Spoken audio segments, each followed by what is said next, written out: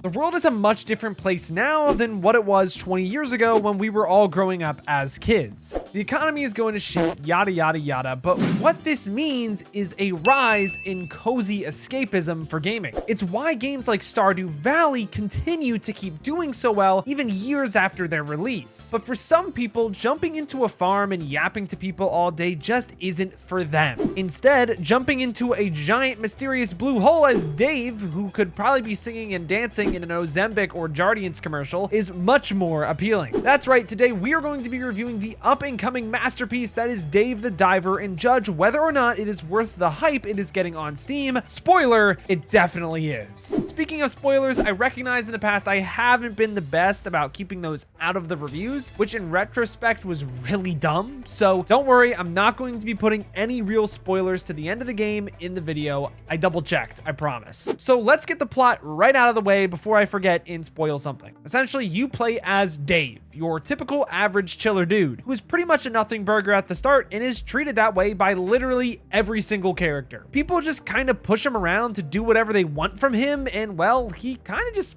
lets it happen. As the game progresses though, people start gaining more respect for Dave as he does some pretty miraculous things by the end that you'll see if you play the game. If I were to be completely honest though, I think the overarching story is the only thing that this game is lacking in comparison to a game like Stardew Valley, which a lot of people are pairing this up against. However, I do think that Dave the Diver does an exceptional job at really filling out each of the characters in the game and making them unique. This is because it isn't just about engaging in dialogue with the cast of characters and giving them a ton of tasty rocks until they fall in love with you for some odd reason. There are cinematics and quests you do to help each NPC in tandem that makes the relationship more dynamic and organic, and I absolutely love that. If you have already played the game, I know you have a favorite NPC, and it always says something about you. Where my Boncho Glazer's at, that's all I'm saying. Overall, the characters are more rich, but the way each of them fits together is just kinda meh. Shifting our focus onto the gameplay loop though, Dave the Diver is just so damn good. Each day is divided into 3 parts: the morning, the afternoon, and nighttime. Simple. From the beginning, the whole idea is that you go and you dive during the morning and afternoon to catch fish to make sushi at the restaurant at night. This generates you revenue that will make you stronger on Dave's dives through upgrading your equipment, purchasing items, and more as the game progresses. This then helps to get more fish, which means more revenue, and the cycle then continues. I really want to shine a light though on the pacing of the cycle though, because I believe the developers did a really good job with it. Every single dive has something new going on, whether it be a small event with one character or just going a little deeper and finding a new fish. This keeps you going long enough until you unlock something that can automatically do certain things for you, so you can really skip it if you get bored and just want to do another thing. For example, if you've had enough of diving for a certain fish to get higher quality ingredients, just farm them at the fish farm. You don't want to do all the work of finding ingredients yourself? Hire someone to dispatch them for you. Dave the Diver is a sandbox of cozy activities that introduce the complexity the game has to the player, but always gives them an option to skip it if it's something they just don't find enjoyment in. In other words, this game gives incredible agency to the player, which is a theme we frequently discuss that a lot of the best games on the market provide to players.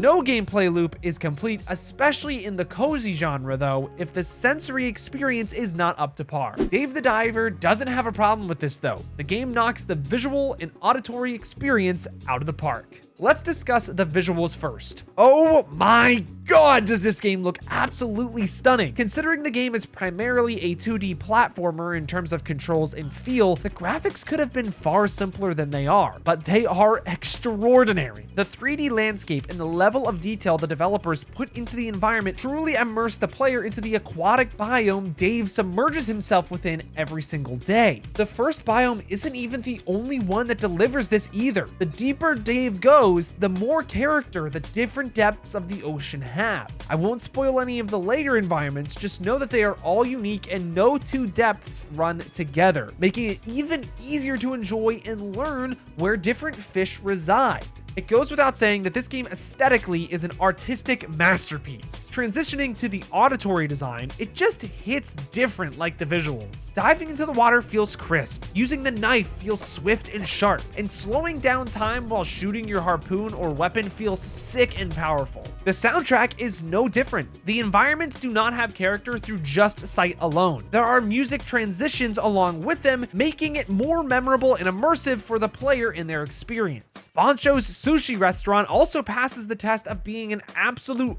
banger of a soundtrack that has already been used on my main channel. And if I am using your music on the main channel, just know that that means it is an absolute hood classic banger. RoboQuest and Dave the Diver for sure get my seal of approval on the auditory designs of their games. However, after immersing myself in the aquatic experience of the game, exploring every nook and cranny the game has to offer through completing every single one of the achievements, the question must be asked: does Dave the Diver as a game innovate on the industry against other cozy games? I would argue it does. By selecting an aquatic landscape over a rural farm, it already has a distinct personality that many other cozy games sometimes fail to provide to players. Furthermore, cozy games can tend to get repetitive with their gameplay loops, whereas Dave the Diver seamlessly blends tasks together, giving players agency in how they want to approach the story. The only problem the game has, in my opinion, is that it is lacking a slightly better overarching story that many other cozy games have. I personally see myself going back and picking up where I left off with Dave the Diver easier than Stardew Valley, but I want to make sure that I don't glaze the game too hard when there are critical points that are missing out from the game